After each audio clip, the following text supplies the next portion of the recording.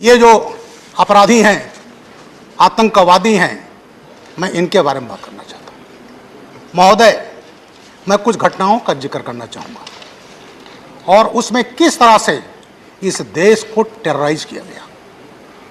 मैं उत्तर प्रदेश में सेवा में था। 23 नवंबर 2007 को कचहरी में ब्लास्ट हुए। लखनऊ, अयोध्या और बनारस मारे गए 1.5 दर्जन लोग।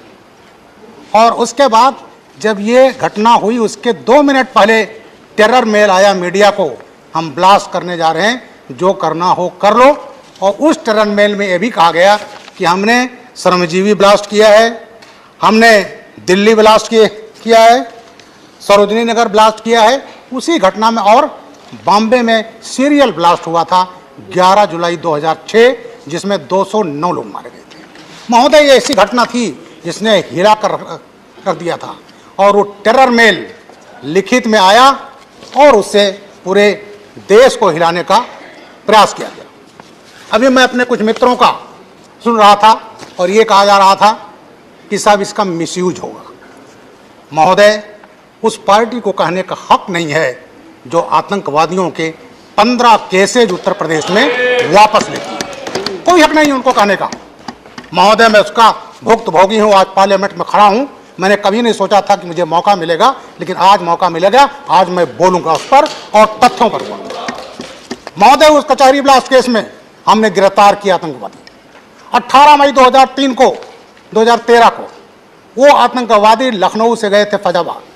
कोर्ट्स में ट्रायल के बाद लौट रहे थे, एक को लू लग गई। खालिद मुजाहिद फौजी का आतंकवादी, और बाराबंकी आते आते डेथ हो गई। मैं उस समय डायरेक्टर जनरल सिविल डिफेंस था, डीजीपी के पद से हटा दिया गया था और उस पार्टी में समाजवादी पार्टी की सरकार थी। मेरे खिलाफ बाराबंकी कोतवाली में 19 मई 2013 को मर्डर का मुकदमा कायम किया गया था मेरे खिलाफ। और मेरे साथ जो डीजी थे रिटायर्ड विक्रम सिंह, जी हाँ, ये जरा सुनने का मादा भी रखिए साहब।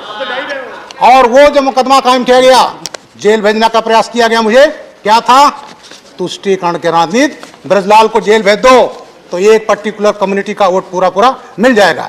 ये चीजें हुई और वो पार्टी जिसने सीआरपी केस हुआ था, वो घटना मैं ही था उस समय प्रदेश का ADG law and order. Rampur CRPF पर हमारे 7 जवान मारे गए थे। 31 दिसंबर बटे 1 जनवरी 2008 की रात में हुआ था। AK-47 से हमला हुआ था और हमारे ही निर्देशन में इंडिया कमांडर लश्कर-ए-तोयबा का हाफिज सईद का मैं लाया था। दोनों पाकिस्तानी फिदाइन, मोहम्मद फारूक, इमरान, लोकल मैन, और ला करके हमने चार्जशीट लगाई। RDX मिला, AK-47 मिला और वो जो समाजवादी पार्टी सरकार आई तो उस केस को भी वापस लिया गया। मैं हाई कोर्ट इलाहाबाद को मैं सलाम करता हूं। हाई कोर्ट ने जानते क्या कहा था, महोदय आप कौन होते हैं केस वापस लेने वाले? आप कौन कह रहे हैं कि निर्दोष है? दोषी और निर्दोष तय करेगा कोर्ट।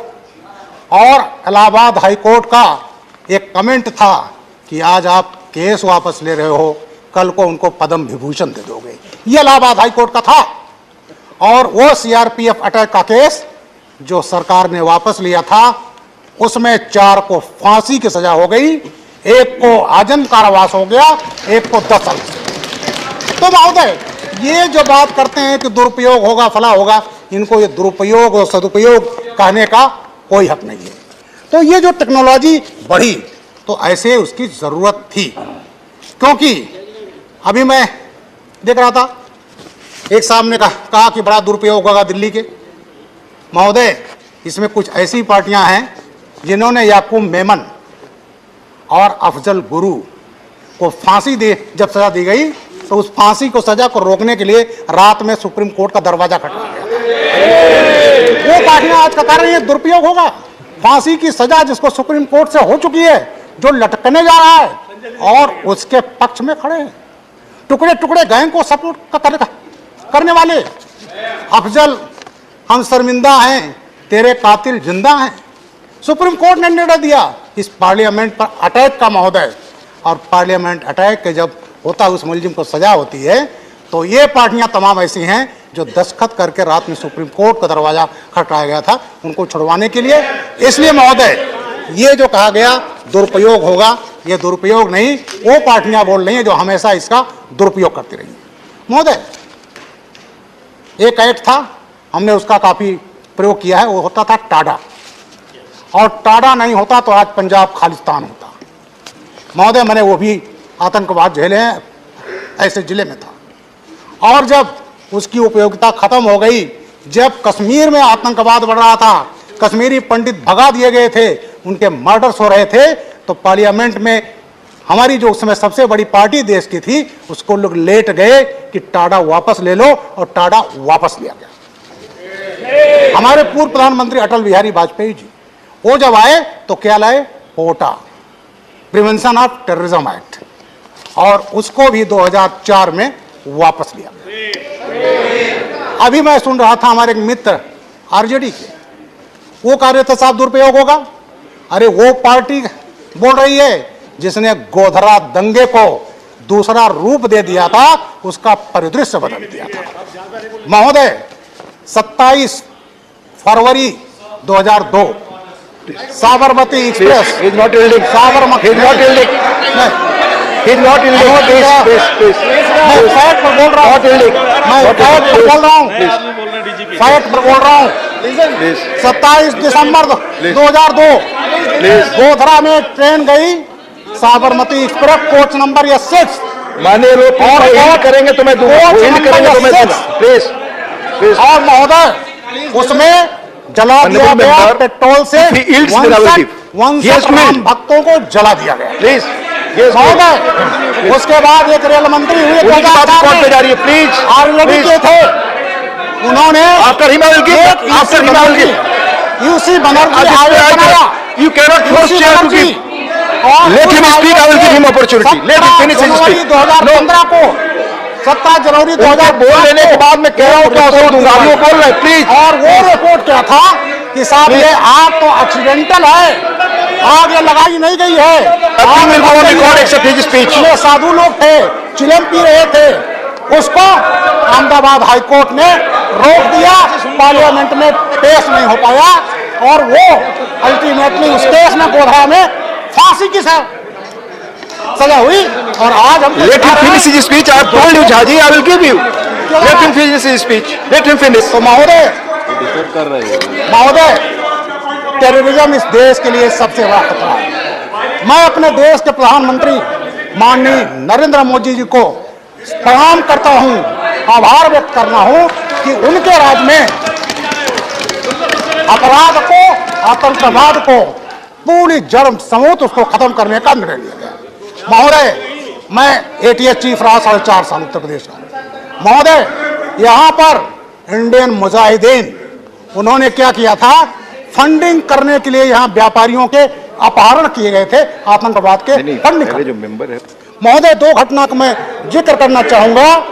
12 नवंबर 2000 को राजकोट से भास्कर लोग की किडनैपिंग की गई, करोड़ों रुपए लिए गए, और उसको इंडियन मुजाहिदीन की फंडिंग हुई। 25 जुलाई 2001 को किडनैपिंग हुआ पार्थो प्रतिम राय बर्मन, खादिम सूज के मालिक थे। महोदय, उनका किडनैपिंग हुआ रैंसम के लिए। हैदराबाद में हवाला से 3 करोड़ 75 लाख ले लिए गए थे, और उस 3 करोड़ 75 लाख में से $1 लाख पाकिस्तान के आतंकवादी मोहम्मद सईद शेख, हाफिज सईद का गुर्गा, उस $1 लाख भेजा गया था मोहम्मद अत्ता ऑफ इजिप्ट, अल कायदा का, जिसने अमेरिका के ट्विन टावर पर हमला करके ध्वस्त कर दिया गया था। तो महोदय, इस देश में आज का नहीं है। आतंकवादी जो किडनैपिंग के लिए फंडिंग होते हैं, आतंकवाद हुआ, अहमदाबाद ब्लास्ट हुआ महोदय, मैं तो उस सब केस से जुड़ा हूं। कचहरी ब्लास्ट हुआ, संकट मोचन ब्लास्ट हुआ, शीतला घाट ब्लास्ट हुआ, जयपुर ब्लास्ट हुआ, दिल्ली ब्लास्ट हुआ, बटला हाउस हुआ। ये तमाम घटनाएं कांग्रेस के रिजिम में होती रही, और आज तो नहीं हो रही है, क्योंकि सरकार का इकबाल है, और जब सरकार का इकबाल होता है तब ऐसी घटनाएं महोदय रुकती हैं। तो ये घटनाएं और मैं जानना चाहूंगा, बटला हाउस जब हुआ, मैं एक पार्टी और कहूंगा, बंगाल की पार्टी, प्लीज। जब बटला हाउस हुआ, MC शर्मा मारे गए, इंस्पेक्टर शर्मा, और 2 आतंकवादी मारे गए थे, आतिफ अमीन इंडियन मुजाहिदीन का नॉर्थ इंडिया कमांडर था महोदय, आजमगढ़ का। वो आजमगढ़ मॉड्यूल 25 लोग पाकिस्तान में ट्रेंड थे। आतिफ अमीन, मोहम्मद साजिद मारे गए थे, सैफ गिरफ्तार हुआ था। उसके बाद हंगामा मच गया, क्योंकि एक शहजाद था, उसको मैंने गिरफ्तार करके आजमगढ़ से दिया था, जिसको दिल्ली कोर्ट ने आजम कारावास की सजा दे दी।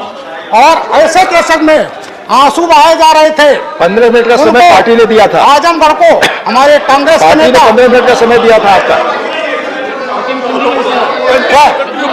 एक हमारे कांग्रेस के नेता, उन्होंने आजमगढ़ को उन आतंकवादियों के घरों को तीर्थ स्थल बना दिया था। वहां जा करके वहां से गुमराह करके लोगों को दिल्ली भेज करके प्रदर्शन कराए जा रहे थे। और एक नेता और कांग्रेस के थे, पार्टी हो गए थे 11 फरवरी 2012, और ये कहा था, बटला हाउस की तस्वीर देख करके उनकी नेता की आंखों से आंसू गिर रहे थे। आज ये पार्टी के लोग ये कह रहे हैं दुरुपयोग होगा। महोदय, ये कानून आज के रिक्वायरमेंट को देखते हुए जिस तरह से अपराधी हाईटेक हो गए हैं, अगर हम हाईटेक नहीं होंगे तो उसका मुकाबला हम नहीं कर पाएंगे महोदय। इसलिए ये जो बिल है ये बहुत जरूरी है। इसमें कहीं किसी का मानवाधिकार का हनन नहीं है, और आज की परिस्थितियों को देखते हुए और आज के रिक्वायरमेंट को देखते हुए ये एक्ट पास होना चाहिए, क्योंकि जितने ये चीजें पैरामीटर्स हैं जो मेजरमेंट की श्रेणी में लाए गए हैं आज से अपराधों से लड़ने के लिए, वो जरूरी है। मैं माननीय नरेंद्र मोदी जी का और अपने गृह मंत्री माननीय अमित शाह जी का आभारी हूं कि इस एक्ट को लाया गया और आज पास होगा। और ये नरेंद्र मोदी जी का सपना जो है, इस देश को अपराधियों से, आतंकवादियों से, नक्सलाइट से मुक्त किया जाएगा। और मैं इस बिल को सपोर्ट करता हूं। और ये सपोर्ट करने के बाद अभी कहा जा रहा था कि साहब इसमें कन्विक्शन रेट में कमी आएगी। महोदय, कन्विक्शन रेट आप देखिएगा बढ़ेगा, क्योंकि ये साइंटिफिक एविडेंस है, और साइंटिफिक एविडेंस जो होता है वो झूठ नहीं बोलता। आदमी झूठ बोलता है, परिस्थितियां झूठ नहीं बोलती, फैक्ट झूठ नहीं बोलते। इसलिए इस एक्ट से हमारा कन्विक्शन रेट बढ़ेगा। इन्हीं शब्दों के साथ अपनी बात समाप्त करता हूं। बहुत बहुत धन्यवाद महोदय।